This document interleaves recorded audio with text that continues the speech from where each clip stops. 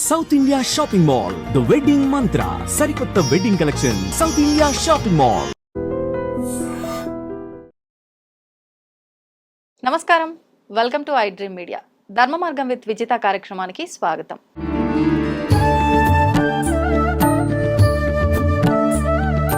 ప్రస్తుతం మనతో పాటు ఉన్నారు సూర్య ఉపాసకులు డాక్టర్ హరీష్ తెన్నేటి గారు. ఇప్పుడు వారితో మాట్లాడి హనుమంతుడికి సంబంధించిన విషయాలు తెలుసుకుందాం. కలియుగంలో ఖచ్చితంగా హనుమంతుడిని, వినాయకుడిని పూజించాల్సిందే మొదటగా అని అంటూ ఉంటారు. అసలు ఎందుకు, ఏంటి, ఆయనకు సంబంధించిన విషయాలు తెలుసుకుందాం. నమస్తే అండి. నమస్తే. హనుమంతుణ్ణి ఖచ్చితంగా ఆరాధించాలి. మొదటి పూజ వినాయకుడికైనా కూడా ప్రతి ఒక్కరిలో ధైర్యం, మనోధైర్యం పెరగాలంటే హనుమంతుడి ఆరాధన కంపల్సరీ అని చెప్తూ ఉంటారు. ఆ రకంగా చూసుకుంటే గనక పంచముఖి హనుమాన్ యొక్క విశిష్టత ఏంటి, ఆయన ఏ రకంగా ఆరాధించాలి, ఆరాధించడం వల్ల మనకు ఎటువంటి ఫలితం కలుగుతుంది? అంటే సాధారణంగా మానవులు అన్నాక కొంచెం స్వార్థం ఉంటుంది. మనం భగవంతుణ్ణి భక్తితో ఆరాధిస్తూనే కోరికలు ఖచ్చితంగా కోరుకుంటారు. నాకేంటి అని భగవంతుడి దగ్గర బిజినెస్ ఏంటి? కరెక్ట్. నిజం కూడా ఈ రోజుల్లో అవసరం. అంటే కలియుగంలో భక్తి చాలా చాలా ముఖ్యమైపోతుంది. అవును. భక్తి లేకపోతే మనకి ఒకసారి ట్రాక్ బ్యాక్ చేసి చూస్తే చిన్నప్పటి నుంచి భయము భక్తి అని నేర్పించారు. భక్తి లేకపోతే ఏమవుతుందో మన వాళ్ళకి తెలుసు. ఈ రోజుల్లో వచ్చే అన్ని మానసిక సమస్యలు కిందకెళ్ళి చూస్తే ఏదో రకమైన భయం ఉంటుంది. ఆ ఫియర్ తోనే మొత్తం మానవ లైఫ్ చుట్టుకుని ఉంటుంది. ఆ ఫియర్ ని పోగొట్టడానికి భక్తి చాలా ఇంపార్టెంట్ మనకి. ఇక్కడ కూడా చిన్న స్వార్థమే మళ్ళీ. అబ్సల్యూట్లీ. ఫియర్ ని పోగొట్టడానికి భక్తి మార్గం తీసుకోవాల్సిందే. ఈ భక్తి మార్గంలో Hanuman is an embodiment of భక్తి అంటారు. భక్తికి నిజ స్వరూపం. ఎంత ఒక కోతిలాగా మనసు తిరుగుతూ ఉంటుంది. ఒక మంత్రం ఇచ్చి కూర్చోబెట్టు, శ్రీరామ అంటే ఆ కోతి హనుమంతుడైనట్టు నిజంగా మన జీవితంలో భక్తి, ఒకసారి భక్తి వస్తే, భక్తి లాగా కాదు, భక్తే రావాలి. చాలా మంది భక్తి చూపించుకోవడానికి భక్తి చేస్తారు. ఎప్పుడైతే భక్తి నిజంగా లోపలికి వచ్చేస్తుందో యూ విల్ స్టాప్ షోయింగ్.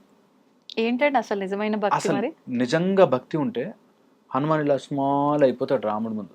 అవును. అసలు ఎక్కడ నేను హనుమంతుడు ఉండదు, అంత బలశాలిని అయినా కూడా ఎక్కడ కనిపించడు రాముడి ముందు. అట్లా ఉంటుంది. That is the power of భక్తి. దట్ నీ కెపాసిటీ. ఒక చిన్న విత్తనానికి నేను అంత పెద్ద మర్రి చెట్టు అవ్వగలను అని తెలిసి కూడా మట్టిలోనే పాతాను, మట్టి లోపలికే. అలాంటిదే భక్తి.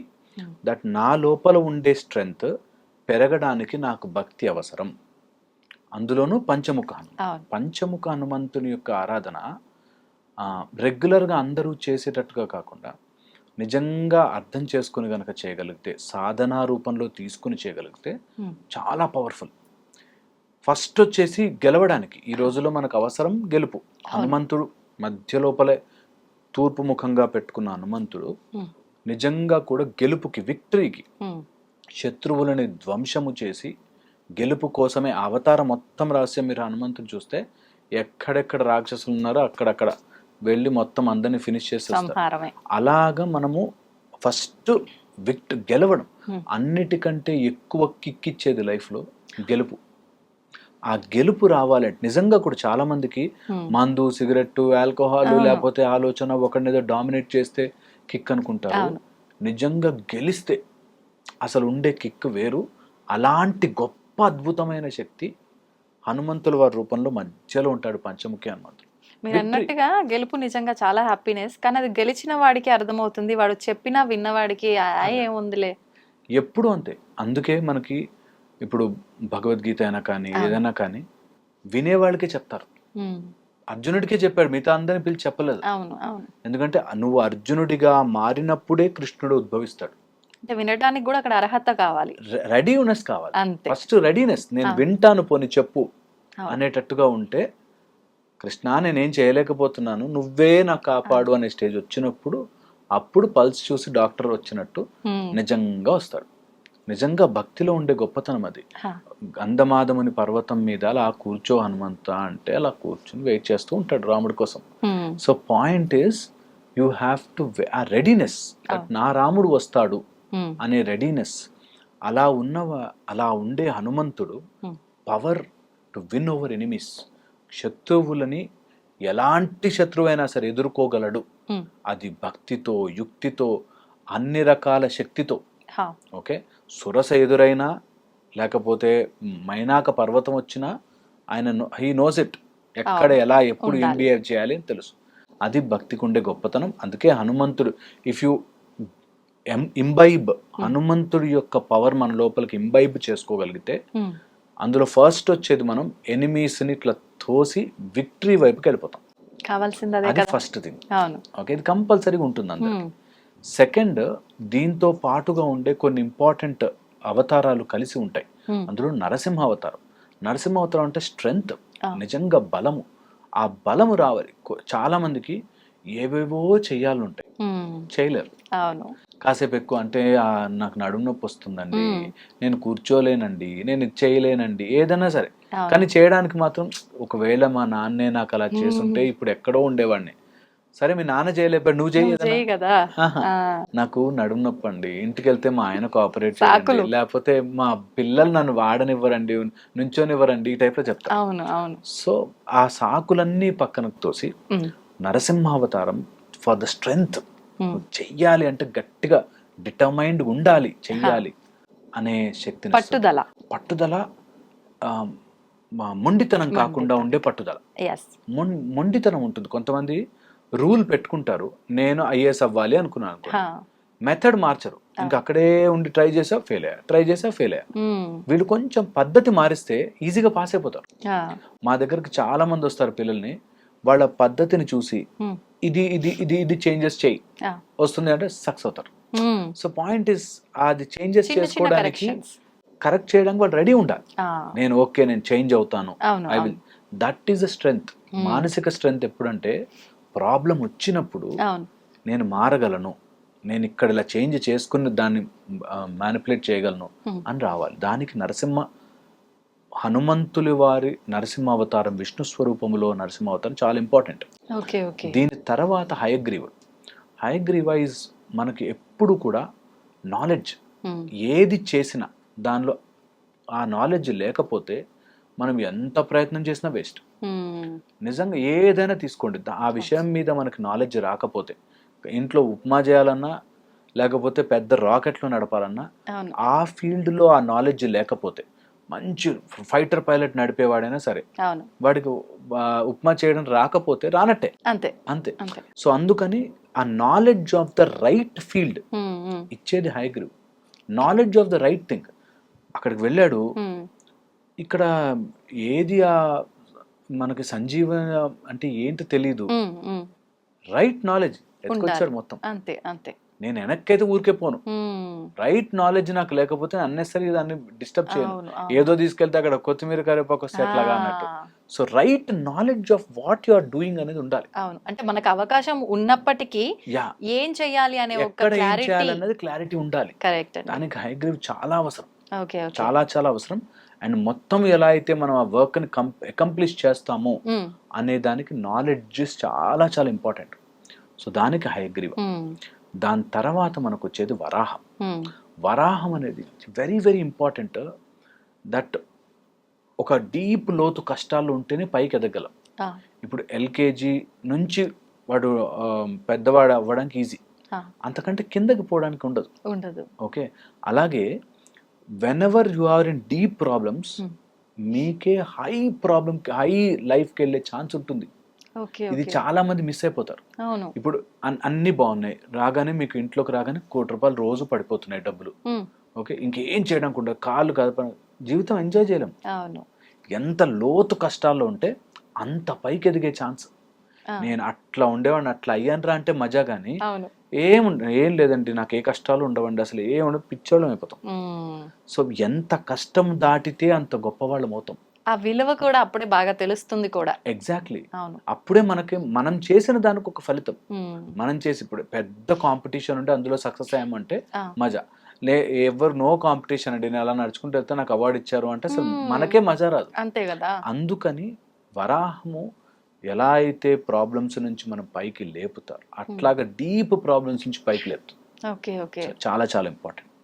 దీంతో పాటు గరుడ ఈజ్ స్పీడ్ అండ్ ఎజిలిటీ. చాలా మంది చేస్తే బాగా చేస్తానండి, ఉమ్. కానీ నాకు టైం పడుతుంది. Starting trouble. Starting trouble or start చేస్తే స్లోగా వెళ్తుంది. నేను ఎలాగైనా ఎప్పుడో ఒకప్పుడు చేస్తాను అనుకో మెల్లగా, పాయింట్లెస్. ఒక రకంగా సోమరితనం అనుకోవచ్చా? సోమరితనము, ఆ ఎజిలిటీ లేకపోవడము, స్పీడ్ లేకపోవడము. వాళ్ళు ఏది చేయాలన్నా కూడా సరే రేపు చూద్దాంలే, ఎల్లుండి చూద్దాంలే, అవుతుంది మనతో ఎందుకు అవుతుందిలే, అంతా డబ్బున్న వాళ్ళతో అవుతుంది, ఇంకోళ్ళది, ఇలాగ ఎప్పుడు సమ్ రీజన్స్ చెప్తూ పుష్ చేస్తున్న వాళ్ళకి గరుడు యొక్క strength and speed and accuracy ఎప్పుడు చాలా చాలా ఉపయోగపడతాయి. మీరు ఎప్పుడైనా చూడండి గరుడుని పవర్ ఎక్కడున్న దూరం కనిపిస్తుంది క్లియర్గా. సో ఆ విజన్ ఉండాలి మనకి జీవితంలో. హనుమంతుల యొక్క పంచముఖి ఉపాసన చేయగలిగితే ఇవి కంపల్సరీగా వస్తాయి. మిగతావన్నీ ఎక్స్ట్రా. అంటే హనుమంతుడి యొక్క ఉపాసన చేయగలిగితే అనిమాది గణిమాది సిద్ధులు వస్తాయి. అండ్ ఈ సిద్ధులతో పాటు నిజంగా కూడా మన లోపలికి ఒక తెలియని నేను చెయ్యగలను అనే ఒక బలం వస్తుంది. ఏదైనా ఎంత కష్టమైనా సరే నేను దాటగలను అని వస్తుంది. అండ్ పోనీ ఇన్ని ఉపాసనలు మేము చేయలేము, హనుమాన్ ఉపాసన అంటే చేయలేము అంటే వీటన్నిటితో ఒక రామనామం ఒకటి యాడ్ చేసుకోండి చాలు. ఓకే, ఒక్క రామనామం చేసుకోండి, ఆయన పవర్ అంతా మీ దగ్గర వెయిట్ చేస్తూ ఉంటుంది.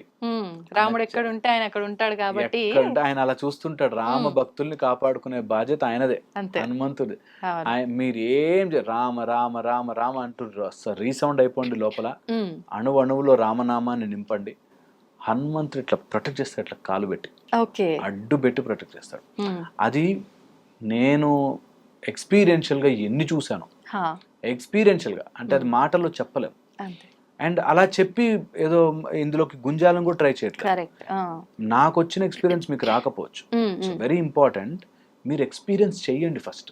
ఒక్కసారైనా సరే ఒక ఉపాసనా మార్గం తీసుకుని కంపల్సరీగా ఉపాసన చేయండి. ఓ శనివారం రోజు, ఒక ట్యూస్డే రోజు కొంచెం ఆ రోజు ఆ ఫేవరబుల్గా ఉంటాయి కాబట్టి, కానీ లేకపోయినా హనుమంతుడి ఉపాసన చేయడం. పిల్లలకైతే ముగ్గురు నేను ఎప్పుడు చెప్తా, నా పీక్ పర్ఫార్మెన్స్ కానీ చైల్డ్ మైండ్ మోటివేషన్ కోర్సెస్లో కూడా నేను చెప్తా, ముగ్గురు కంపల్సరీ పిల్లలకి. గణపతి, సరస్వతి, హనుమాన్, ఈ ముగ్గురి ఉపాసనా మార్గం కంపల్సరీ ఎంచుకోవాలి. ఇప్పుడు ఉపాసన అంటే అండి మనకు నచ్చినట్టుగా మనం భగవంతుడి ధ్యానంలో ఉండటమా, లేదు ఒక గురువు దగ్గర మంత్రం తీసుకొని దానికి మనం పర్టికులర్గా పూజలు చేయటము, వాళ్ళు ఏ రకంగా చెప్పారో అది ఫాలో అవటమా, ఏంటి అసలు ఉపాసన? రెండు రకాలు. ఉపాసన మనకి స్క్రిప్చర్స్ ప్రకారం ఇచ్చిన ఉపాసన గురుముఖత నేర్చుకోవాలి. నేనంటాను అట్లీస్ట్ మానసిక ఉపాసన చేయండి. మానసిక ఉపాసన వాళ్ళలాగా మారడం. ఇప్పుడు నేను ఒక ఉపాసనా మార్గంలోకి వెళితే ఆ టైప్ డ్రెస్ వేసుకుని, ఆ type of mind set develop చేసుకుని, నా మానసికంగా మనకు ఉపాసన నేర్పించారు. మానసిక ఉపాసన ఎంత ఇంపార్టెంట్ అంటే, నేను అలా మారడం వల్ల నా జీవితంలో చాలా చేంజెస్ అవుతాయి. ఇష్ట దైవములాగా మనం మారడానికి వాళ్ళకి నచ్చినట్టుగా చేస్తూ ఉంటే మన లోపల ప్రకటితం అవుతాయంటారు. సో కంపల్సరీగా ఆ ఇష్ట దైవాన్ని ఒక గురువు దగ్గర నేర్చుకుంటే మరీ మంచిది. నేర్చుకోలేని వాళ్ళు దూరం అయిపోకూడదు. నేర్చుకోలేని వాళ్ళు, ఇప్పుడు నాకు ఇన్ని కష్టాలు ఉన్నాయి, నేను ఇప్పుడు వెళ్ళి గురువు దగ్గర కూర్చుని ఆ జపం నేర్చుకుని దానికి అర్ఘ్యం వదులుతుంటూ హోమం చేయిస్తూ నాకు టైం లేదు. నేను ఎలా అంటే మానసిక ఉపాసన చాలా చాలా బెటర్. కొంతమంది నాకు 75-78 ఇయర్స్ వాళ్ళు ఫోన్ చేస్తారు, మేము ఇలా చేసుకోలేకపోతున్నామండి, ఏం చేయమంటారు? మానసిక ఉపాసన స్టార్ట్ చేయండి ఫస్ట్. మీకు తెలియకుండా ఆటోమేటిక్గా మీకు గురువు పరిచయం అవుతారు. ఆటోమేటిక్గా ఉపాసన మార్గం దొరుకుతుంది, ప్రకృతి అవన్నీ కూడా క్రియేట్ చేస్తుంది. సో మానసిక ఉపాసన స్టార్ట్ చేయండి to convert your self into that format. ఒక హనుమంతుడి యొక్క క్వాలిటీస్ మనం కరెక్ట్గా ఒక్కసారి ఆలోచించుకుంటే, ఫస్ట్ బ్రహ్మచర్యం. ఆ బ్రహ్మచర్యంలో మానసిక బ్రహ్మచర్యం. నేను బయటకి బ్రహ్మచర్యంగా ఉంటున్నాను, ఏ అమ్మాయి కనిపిస్తే అమ్మాయిని చూస్తున్నాను కాదు. సో మానసిక బ్రహ్మచర్యం first. Control in the sense, control on your body senses and control on your self, అది ఫస్ట్. Second, knowledge. హనుమంతుడు సూర్య భగవానుడికి అభిముఖంగా, అంటే సూర్యుడు ఇలా తిరుగుతుంటే ఆయన ఒక ఆపోజిట్ స్పీడ్ లో తిరుగుతూ విద్యలు నేర్చుకున్నాడు. సో హనుమంతుడి యొక్క power is lot in the knowledge. So knowledge అందుకే చదువు నేర్చుకోండి ఎంత కుదిరితే అంత. మనకి మార్గాలలో జ్ఞాన మార్గం ఒక అద్భుతమైన మార్గం. ఎంత కుదిరితే అంత నేర్చుకోండి. సంథింగ్. అండ్ ఈ రోజుల్లో నేర్చుకోలేము అనే మాట తప్పు. ఒక్కసారి ఓకే గూగుల్ అని అడిగితే చెప్పేస్తాను. అవును. సో లేదు, సులభమైన మార్గాలు వచ్చాయి. టెల్ ఋగ్వేదం అంటే చెప్తుంది. అందుకని నేర్చుకోండి, వేదము నేర్చుకోండి. లేకపోతే మంచి ఇప్పుడు వేదిక్ సైన్సెస్ కాలేజెస్ వచ్చేసాయి, మంచి ఉన్నాయి. ఇప్పుడు కారణాలు లేవు. నేర్చుకోలేను, నాకు రాదు అనే మాట చెప్పదు. కొంచెం కొంచెంగా నేర్చుకోండి. అవసరమా లేదా సెకండరీ. కొంచెం కొంచెంగా మన పిల్లలకి మంచి భగవద్గీత నేర్పించండి, లేకపోతే చిన్న చిన్న శ్లోకాలు నేర్పించండి. స్లోగా you get in to that path, మెల్లగా మూవ్ అవుతుంది. అండ్ ఎన్నో పూర్వ పుణ్యాలు ఉంటే తప్ప, పూర్వజన్మ పుణ్యం ఉంటుంది, అది సాక్షాత్కారం అవ్వదు లైఫ్లో, ఒక లైఫ్ టైంలో అవ్వదు. ఇదే సైన్స్కి స్పిరిచువాలిటీకి ఉన్న డిఫరెన్స్. స్పిరిచువాలిటీలో you have to believe and do the journey. సైన్స్లో యూ హ్యావ్ ప్రూఫ్ ఉంది కాబట్టి నువ్వు ఆల్రెడీ వరి అవ్వాల్సిన పని లేదు. అలాగా స్పిరిచువాలిటీలో ఉండాలి అనుకుంటే మాత్రం నాకు ఇప్పుడే రేపే రిజల్ట్ రావాలి, నాకు ఎల్లుండే రిజల్ట్ రాదు. That is the disadvantage. First నమ్మాలి, మనం ట్రస్ట్ చేయాలి, ఫాలో అవ్వాలి, ఆచరణలో పెట్టాలి. పెడితే మనకి తెలియకుండానే ఒక చోట when you SIT back and think, నాకు ఇప్పుడు కనెక్ట్ అవుతున్నారా. మేము ఎక్స్పీరియన్షియల్ గా చూసాం కాబట్టి స్టార్టింగ్ లో మా గురుగారు ముందు సాధన చేయి అంటే, ఏంటి సాధన, నాకేంటి ప్రూఫ్, నాకేమొస్తుంది అని అడగకుండా సాధన చేయాలి ఫస్ట్. నువ్వు చేస్తూ పో, వస్తాయి. నేను డాక్టర్ జాయిన్ అవ్వగానే బ్యాడ్ డాక్టర్, ముందు డాక్టర్ కోర్స్ ఫినిష్ చేయి, నీ హస్తవాసి బాగుండాలి, నేను ఇప్పుడు డెంటల్ ఇంప్లాంట్స్ అద్భుతంగా ఉంటుందని ప్రజలకు తెలియాలి, అప్పుడు నా దగ్గరకు వస్తారు పోనీ, అప్పుడు ఆటోమేటిక్ గా డబ్బులు వస్తాయి. కానీ పాయింట్ ఏంటంటే, మనము ఈ విద్యలు నేర్చుకుంటున్నప్పుడు, ఇవి నేర్చుకున్నప్పుడు కూడా నాకు వెంటనే శక్తులు వచ్చేస్తాయా, నేను గాల్లోకి ఎగిరిపోతానా, మాయమైపోతానా, ఇలాంటివి ఎవరి కష్టాలను ఇలా అనగానే పోతాయా, ఇలా ఆలోచించి దిగితే ఎప్పటికి కాదు. అందుకే సాధనా మార్గం తీసుకోండి. ఒక పంచముఖి హనుమాన్ సాధన తీసుకుంటే మన లోపల ఆ శక్తిని, బ్రహ్మచర్య శక్తిని కానీ, లేకపోతే ఒక టైప్ ఆఫ్ సెన్షువల్ కంట్రోల్ కానీ, అది మైండ్ కంట్రోల్లోకి రాగానే అక్కడే లాక్ అంతా. ఒక్కసారి మైండ్ మన కంట్రోల్లోకి వస్తే యూనివర్స్ ఇస్ ఆన్ కంట్రోల్. అందుకని హనుమంతుని ఏదో ఒక రూపంలో భద్రాంజనేయ అని మేము ఉపాసన చేస్తాం. భద్రాంజనేయ ఉపాసన ఫెంటాస్టిక్ ఫార్మాట్. సో అలాగా భద్రాంజనేయ ఉపాసన కానీ, జనరల్ హనుమాన్ దీక్షలు కానీ, కొంచెం మన వాళ్ళని ఒక రిథంలో పెడుతుంది. దెన్ అక్కడి నుంచి వాళ్ళు ఎలా జర్నీ చేస్తారు అన్నది డిఫరెంట్. ఇప్పుడు మీరు దీక్షలు అనేసరికి నాకు ఒక విషయం గుర్తొచ్చింది సార్. మామూలుగా ఈ దీక్షలు తీసుకునే విధానం కూడా మీరు స్టార్టింగ్ లోనే భక్తిగా చూపించుకోవడం కోసం చేస్తున్నారన్నారు కదా.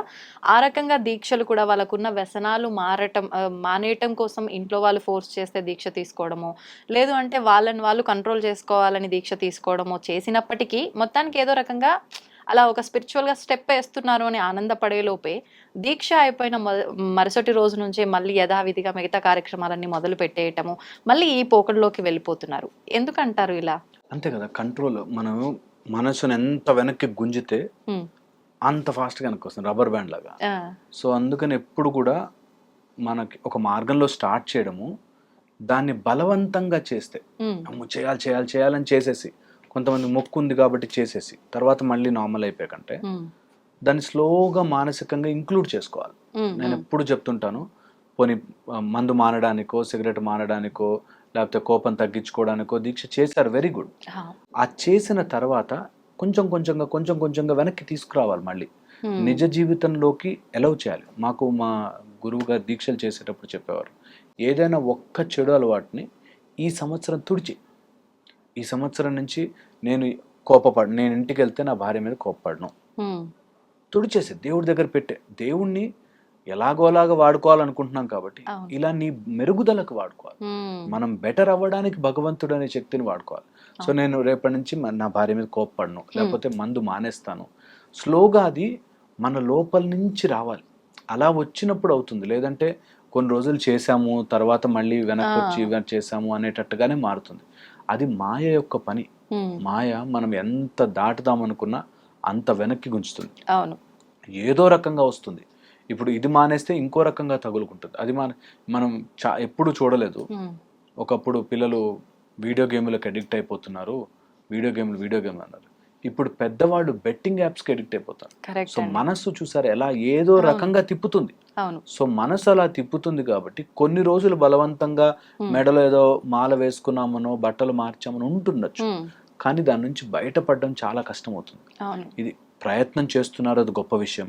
ఈ రోజుల్లో అందులో ఈ యుగంలో కలియుగంలో ప్రయత్నం చేయడం చాలా గొప్ప విషయం. చాలా మంది మన వాళ్ళు గురువులు చాలా మంది చెప్పిగా మారుతున్నారు. భక్తి ఎంత వస్తుందో తొందరగా బయట మనం వెళ్ళిపోయే ఛాన్స్ కూడా ఉంటుంది. అందుకే దాన్ని ఒక బాడీకి అలవాటు అయ్యేటట్టుగా మెల్లగా ఎక్కించాలి, మెల్లగా ఎక్కించాలి. సో నేను ఎవరికైనా చెప్తాను, ఒకే రోజు మానకండి, ఒకే రోజు అలవాట్లన్నీ మార్చాలనుకోకండి, మెల్లిగా ఎక్కించాలి బాడీకి. మైండ్కి తెలియకుండానే చేయాలి. రోజు రేపు పొద్దు నుంచి 5 గంటలకు లేస్తా అనుకుంటే ముందు 6:30కి 6:15 6 అలా మెల్లగా బాడీని వెనక్కి గుంజుకోవాలి. ఎందుకంటే అలవాటు కూడా అలా అవుతుంది, మెల్లగా ఎక్కిస్తుంది, ఇబ్బందిగా కూడా ఇబ్బంది అనిపించదు. సో అలాగే మెల్లగా ఏ అలవాటైనా పోగొట్టుకోవాలంటే అలాగా. ఒకవేళ మేము దీక్షలు చేయడానికి ఒక 41 days దీక్ష అనుకున్నాను అనుకోండి, ఆ సంవత్సరం అంతా రోజుకి 100 రూపాయలు దాచిపెట్టండి ఆ దీక్షలో స్పెండ్ చేయడానికి, ఆ దీక్ష అలా చేయడానికి. రోజుకు 100 రూపాయలు, రోజు ఆ 100 రూపాయలు వేసినప్పుడు నా దీక్షకి నేను ప్రిపేర్ అవుతున్నాను ముందు నుంచే. నెక్స్ట్ టైం నేను ఆ కొండ ఎక్కడానికి కాలినడకని ఎక్కుతాను, ఈ రోజు ఎక్సర్సైజ్ స్టార్ట్ చేస్తాను. ఎక్సర్సైజ్ అలాగా స్లోలీ ఇంక్లూడ్ మన దీక్షకి కావాల్సిన మొత్తం పదార్థాలు, ఎక్విప్మెంట్ మనని మనం తయారు చేసుకోవడం, సంవత్సరం అంతా యాడ్ చేయాలి. శారీరకంగా మానసికంగా 2 రకాలుగా రెడీ చేస్తున్నాం. అప్పుడు బయటకు వచ్చాక కూడా తొందరగా వెనక్కి రావడం ఉండదు. నాకు తెలిసిన వాళ్ళు చాలా మంది ఆ రాత్రి వరకు తాగి నెక్స్ట్ డే ఇంకా దీక్ష కదా అని చెప్పి రాత్రి వరకు తాగి పొద్దునకై మళ్ళీ దీక్ష అయినా నెక్స్ట్ డే స్టార్ట్ చేస్తారు. సో అలాగా పాడే కంటే కొంచెంగా తగ్గించుకుంటూ వచ్చి ప్యూర్గా మంచిగా దీక్షలు చేస్తే ఇది పర్సనల్ ట్రాన్స్ఫర్మేషన్ గా తీసుకోవాలి. నిజంగా పర్సనల్ ట్రాన్స్ఫర్మేషన్. ఇది మా దగ్గరికి వచ్చేవాళ్ళు కూడా డాక్టర్ గారు ఏదైనా చెప్పారు అంటే వాళ్ళు టక్కుమని మాని మళ్ళీ కొన్ని రోజులు నోటికి సంబంధించిన వాళ్ళు వస్తారు, ఓరల్ క్యాన్సర్స్ అంటాము, వస్తారు, మానేయాలి క్యాన్సర్ వస్తుందేమో అంటే ఓ 20 days మానుతాడు, మళ్ళీ స్టార్ట్ చేస్తాడు. అంతే. ఏదైనా అంతే. ఎందుకు అది మనసు చేసే పని, దీనికి భగవంతుడితో సంబంధం, మనసు చేసే పని. మనం ఎలా కంట్రోల్ చేసుకుంటాం అనేది ఒక ప్యాటర్న్ లో ప్లాన్ చేసుకుని రావాలి, అప్పుడు ఖచ్చితంగా దాటుతారు, ఈజీగా దాటుతారు. ఒకే రోజు గుంజాలని ట్రై చేయకూడదు. సూపర్ సార్, నిజంగా చాలా చక్కగా వివరించారు. మామూలుగా ప్రతి ఒక్కరి మైండ్ సెట్ ఎలా ఉంటుందో ఇప్పుడు అది నిజంగా కళ్ళకు కట్టినట్టుగా కనిపిస్తోంది మీరు చెప్తుంటే. దాన్ని ఒకేసారి మార్చమంటే ఎగ్జాంపుల్కి ఇప్పుడు మీరు అన్నట్టుగా డ్రింక్ విషయానికే వస్తే ఈ అనర్థాలు జరుగుతాయి, వద్దు నన్ను నేను కంట్రోల్ చేయాలన్న ఆలోచన వచ్చినా ఒక 20 రోజులు ఉంటారు, తర్వాత అస్సలు కంట్రోల్ చేయలేక ఇంకా బీభత్సంగా మళ్ళీ మొదలు పెడతారు ముందు దానికన్నా. ఇలాంటి ప్రమాదాలు దారి తీయటం కన్నా మీరు అన్నట్టు కొద్దిగా గురువారాలు తాగనని లేకపోతే ఆదివారాలు తీసుకు ఇలాగ వచ్చినవి మెల్లమెల్లిగా వెనక్కి తీసుకురావడానికి. Super sir, thank you sir, thank you very much. తవ్వుతూనే శివలింగం సరే దాన్ని అట్లా కప్పేసేయండి, చూపించదండి. మూర్తి పూజ కాదు, సాక్షాత్ బ్రజేంద్ర నందన భగవాన్ ఉన్నారు మూర్తిలో. ఏమీ ఆశించకుండా ఆరాధించే వాళ్ళు కూడా ఉన్నారా ప్రభుజీ? నిజమైన భక్తి అంటే మనకు తెలియదు కాబట్టి